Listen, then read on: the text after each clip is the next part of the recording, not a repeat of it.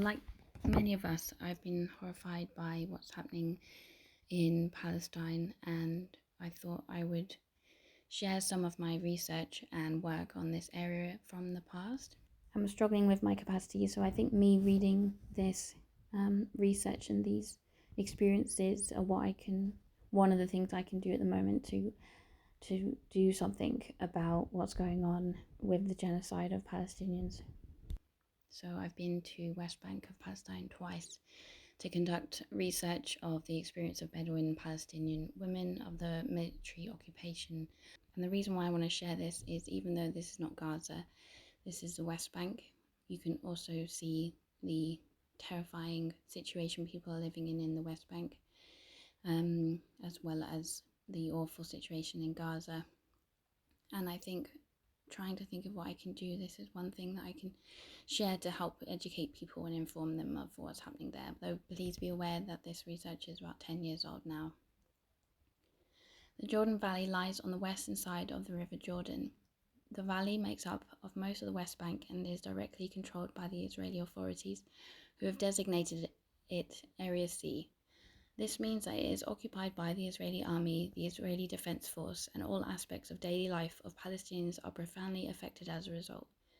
There are numerous internal checkpoints and Israeli military camps in the Jordan Valley controlled by the IDF and an increasing number of Israeli settlements.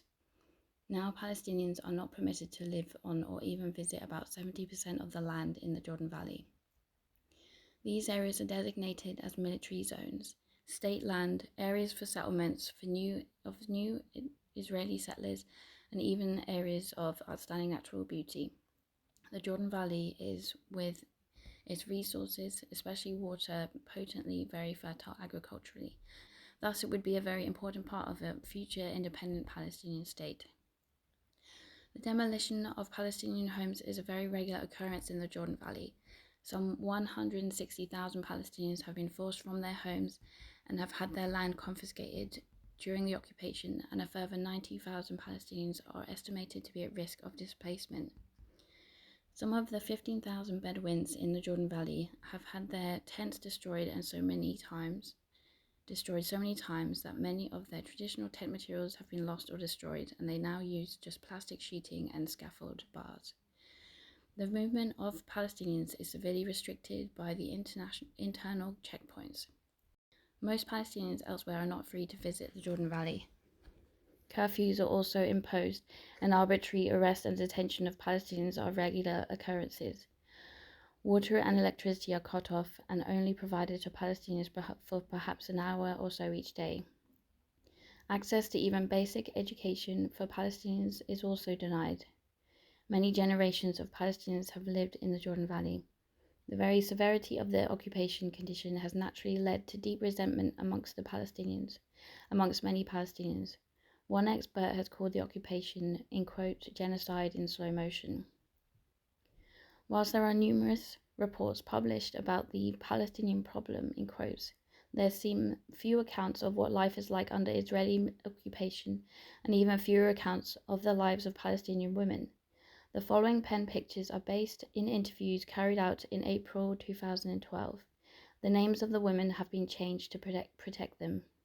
A short account of 2 Jordan Valley schools is also given. That's the group I worked for. So now there are some tragedies coming up, so content note for distressing content. Dawa's family's tragedy. Originally from the town of Tubas, now living on the farm in the Jordan Valley, she had 6 children, but 2 daughters aged 9 and 6 were killed by an IDF military vehicle. Israeli settlers had tried to take over their land one day by putting up a tent, and the IDF arrived to support the settlers, as is usual. International observers and local Palestinians arrived to support Dawa and her family, and settlers left angry. Later, her 2 daughters were playing on a stationary tractor, and an Israeli military vehicle arrived at speed. In quotes, they saw our children play, the soldiers. They crashed into them. They didn't care about the children. Quote. This happened in the evening where few people can travel. Incredibly, the Israeli checkpoints refused to let the Palestinian ambulance through. An Israeli ambulance arrived to treat the injured soldiers but refused to help the children. The girls were dead when Palestinian ambulance eventually arrived. There was no inquiry, no apology, no disciplinary action. This story is from Sibaha, and the subtitle to this story says, "Difficult life, very, very difficult life," unquote. Sabaheh, a university graduate living in El Hameh, says there are no work opportunities for women like her because of the occupation. She is now a housewife with 4 small children. Her husband now works on land at a settlement that his family once owned, which was confiscated by the Israeli authorities. Sabaheh says that her husband has no rights at work and that work is dangerous. If the children are seriously ill, they have to go through the checkpoints to get proper medical help.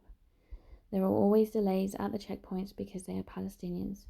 When pregnant women go into labor, they are too delayed and many give birth at the checkpoint. Obviously, there are complications and fatalities, in quotes. They just keep us for a long time at the checkpoint. Sometimes we have sick children. Sometimes it's too hot or too cold, but they don't care. The soldiers at the checkpoint demand to see Palestinian identification, and Sabaha says they can close the checkpoints without warning or simply arbitrarily and refuse to let Palestinians pass. I asked what she felt when she saw the settlements and military bases.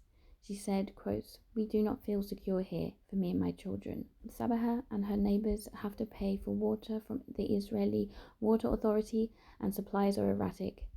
There is a local spring, but they are not permitted to use it. In quotes, "It's our water and our spring. We used to receive water for free, and we were promised free water by the Israeli Occupation Authority, but now they ask 3 shekels a cubic meter. This is a poor community who do not have good house, and of course, they will not be able to pay for water." Sabaha says they sometimes do not have enough to drink.